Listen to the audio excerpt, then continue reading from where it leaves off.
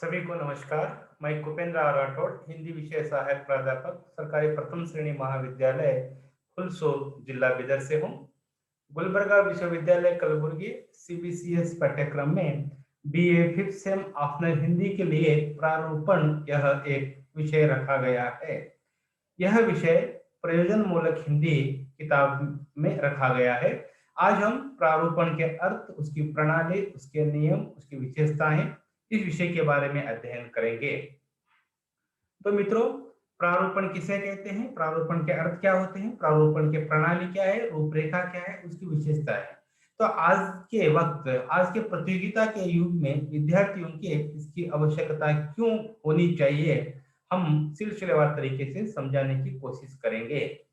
प्रारूपण यानी हम सीधे अर्थ में अगर समझा जाए तो प्रारूपण को अंग्रेजी में ड्राफ्टिंग कहा जाता है, जिसे हिंदी में आलेख कहा जाता है या मसौदा कहा जाता है। तो प्रारूपण की जो अर्थ है, हिंदी में प्रारूपण लेखन को मसौदा लेखन, आलेखन, प्रलेखन आदि के नाम से जाना जाता है।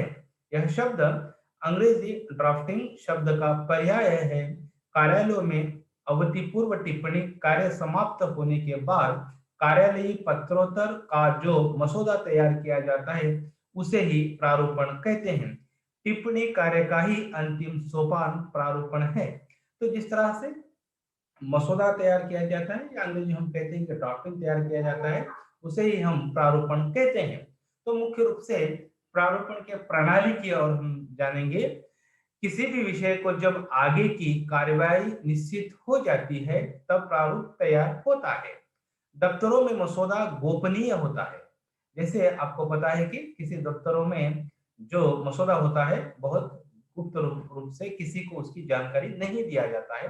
टिप्पणी में जिन बातों का उल्लेख होगा, उन बातों को प्रारूप में रखना जरूरी होता है। संबंधित मसौदा को तैयार करने के बाद फाइल में अनुमोदन के लिए उच्चाधिकारी के पास भेज दिया जाता है। जब आप किसी अगर मसौदा तैयार करना है, अगर नियम बनाना है, ड्राफ्टिंग तैयार करनी है, तो उसकी परमिशन के लिए आपको उच्चाधिकारी के पास वह फाइल, वह मसौदा भेज दिया जाता है। प्रारूप अनुमोदित होकर कार्यालय आदेश के रूप में विभिन्न विभागों में तथा संबंधित व्यक्तियों को दिया जाता है। जब वह उच्च अधिकारियों से जब अनुमोदित किया जाता है, तब उनके हस्ताक्षर जब बन जाती है, तो वह कानून बनकर, वह एक नियम बनकर तैयार हो जाता है। तो इस तरह से हमें प्रारूपण की प्रणाली के बारे में हमने जाना। अब प्रारूपण के रूपरेखा क्या है। प्रारूपण का मामला विचार व निर्णय के आधार पर होगा। जब आप प्रारूपण तैयार करते हैं तो किसी विचार, उसके निर्णय के ऊपर ज्यादा आधार होगा। विभिन्न विभागों में शब्दावली और भाषा शैली के अनुसार मसौदा लेखन होगा। जब हम प्रारूपण की जब बात करते हैं, अलग अलग शब्दावली अलग अलग दफ्तरों में उसका प्रयोग किया जाता है, उसके अलग अलग शैली भी हो सकते हैं। प्रारूपण में उससे संबंधित पूर्व पत्रों की संख्या और दिनांक उल्लेख होगा। जब आप प्रारूपण बनाते हैं, किसी मसौदा बनाते हैं, तो संबंधित वह उसकी संख्या होगी, जैसे हम आदेश संख्या कहते हैं, या जब बनेगा उसकी तारीख, यानी ये सब कुछ बातें, जैसे हम कहते हैं कि सरल भाषा में इनवार्ड हो, आउटवार्ड हो, या किसी अगर आदेश बनता है तो उसका भी तारीख हो, वह नोटिफिकेशन कब हुआ, यह सब कुछ बातें प्रारूपण में होता है। तो विषय वस्तु के मुताबिक प्रारूप का आकार छोटा बड़ा हो सकता है।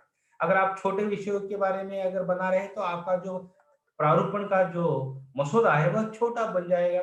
अगर आप किसी बड़े नियम के अगर बदलाव कर रहे हैं, तो वह बड़ा भी हो सकता है।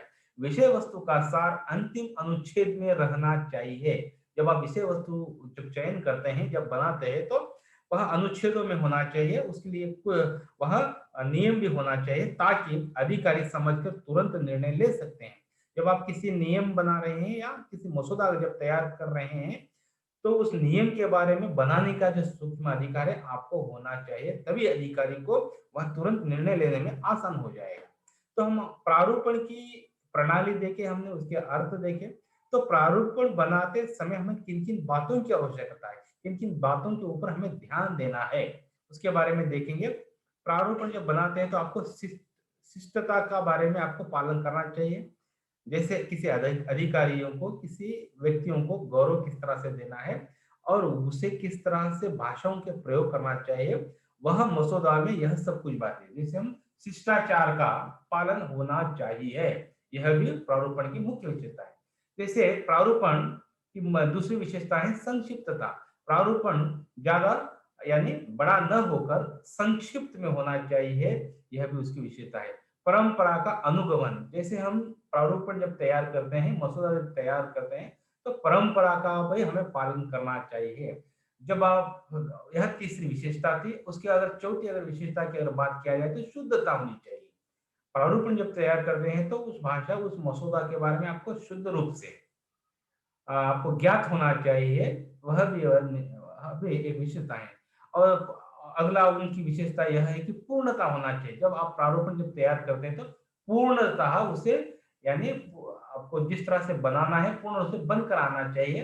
पूरी तरह से उसके बारे में आपको उस विषय में उल्लेख कर देना चाहिए, जिसे जिक्र कर देना चाहिए पूर्णतः।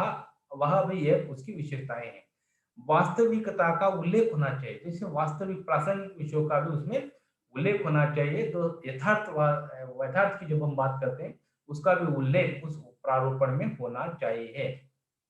और खासतौर पर और एक विशेषता है प्रारूपण की, उसकी भाषा। जब आप प्रारूपण तैयार करते हैं, जब तैयार करते हैं, उसकी जो तैयार करने वाले जो लोगों की जो भाषा होती है, उनकी शैली जो होती है, वह भी खास तौर पर आपके मसौदा के ऊपर डिपेंड करेगी। इसी कारण आपकी भाषा सरल और शैली भी कलात्मक होनी चाहिए। और संलग्न पत्र, जब आप पत्र व्यवहार जब करते हैं प्रारूपण के समय, तो पत्रों का जिस भाषा के साथ संक्षिप्तता, सरलता, वैसे विषय के ऊपर भी आपको ध्यान देना है। और विभाजन की यहाँ पर बात किया गया है, तो जो आप प्रारूपण जब तैयार करते हैं तो उस विभाजन, विषय को किस तरह से विभाजन करना है, इसके ऊपर भी आपको ध्यान देना चाहिए।